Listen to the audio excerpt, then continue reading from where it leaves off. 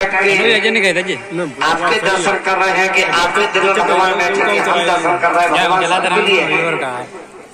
ये कोई पता नहीं है, वैसे मत सोचना कि मैं रोज से भिंडी बाबा के नाम से आए हैं कि आप हमारे दर्शन कर रहे हो सकता है कि आप दर्शन केवल भिंडी बाबा के रूप में दर्शन कर रहे हो और हम आपके अंदर भगवान के दर्शन कर रहे हो। तो ये एक बड़ा भाव की बात होती है, इसलिए आपको इतना अच्छा एक प्रभाव मिला कि आपको यहाँ दोनों चीज देखने को मिल रही है कि भागवत भी मिल रही है, संत मिल रहे हैं, जिसको कहावत कही गई कि संत दर्शन हर कथा और तुलसी दुर्लभ दोए, एक नारी और लक्ष्मी पापियों घर हो। पैसा और लक्ष्मी हर घर में हो सकती है, लेकिन सत्संग भागवत और संत एक साथ मिलने का बड़ा मुश्किल खेल होता है।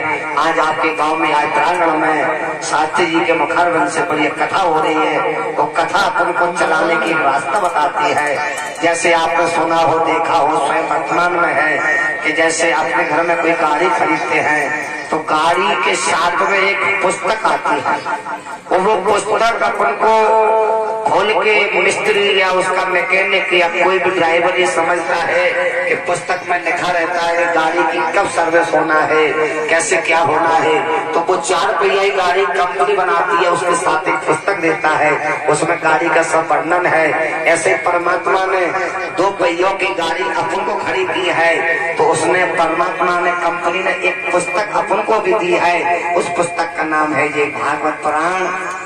और सर्विस कराने वाले मिस्त्री हैं तो आपके शास्त्री जी हैं, दर्शन कराने वाले तुझे हैं। तो ये पुराण सुनने से जैसे गाड़ी की सर्विस होकर गाड़ी की लाइफ बढ़ती है, ऐसे भागवत सुन के संत के दर्शन करके अपना जीवन का लाइफ बढ़ती है। रोग से निरोगी होते हैं। पहला सब निर्मल काया, दूसरा सब घर में माया।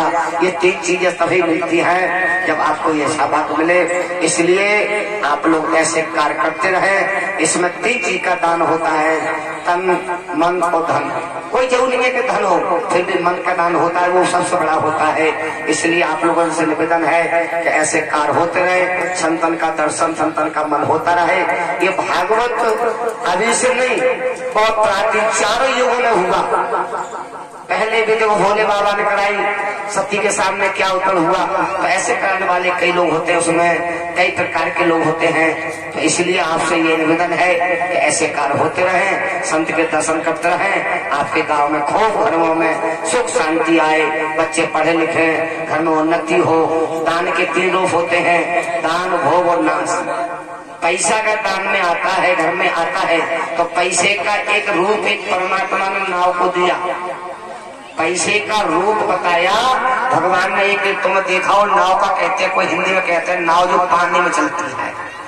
लेकिन आपने देखा हो कि नाव जब पानी में चलती है और नाव के अंदर कुछ छोटा सा सुराग हो जाए पानी आने का, और नाव नदी में चल रही है, आप कभी देखना कि नाव में पानी आ रहा है, लेकिन नाव चलाने वाला इस ओर से उस ओर ले जाता है, और जितना उसमें पानी हो गया उसमें कोई एक बर्तन रखता है, वो उस रोक खड़ी कर करके, और जितना पानी नदी में आ गया उतना पानी नाव से वो निकाल के नदी में डाल देता है। क्यों डालता है? उसको ये पता है कि नाव में पानी आने का सुराग हो गया, इसमें पानी आता जाएगा और नाव में पानी भर जाएगा तो नाव डूब जाएगी।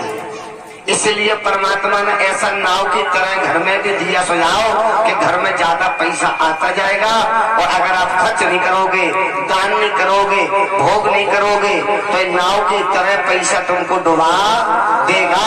इसलिए कहावत कही गई कि नाव में बाढ़े पानी, घर में बाढ़े काम, और यही है बहुत होशियारों के चतुरों के काम के 2 हाथन उछील। जबकि पानी में नाव उछीलाए, ऐसे दान की तरह पैसे को उछीलो।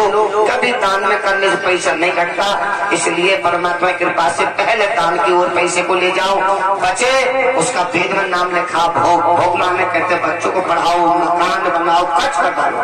और तुमने जीवन में दान के लिए पैसे को नहीं खर्च किया, भोग नहीं किया, तो वो पैसा आपका फिर बर्बादी की ओर, बच्चे गलत चलेंगे, कहीं न कहीं पैसा बिहार में जाएगा। शन को डीमक लोहे को काई और धन हरवे को अदालत आई, फिर तुम्हारा पैसा कहाँ जाएगा? या बीमारी में या कोई कोर्ट केस में। इसलिए ऐसे कार्य करने से बूंद बूंद से घड़ा भरता है। तो ऐसा गांव का सहयोग मिलता रहे। ऐसी कथा होती है। तो इसलिए आपके लिए पूरे गांव में उन्नति, घर में सुख शांति बढ़िया आती जाएगी। वो सतगुरु महाराज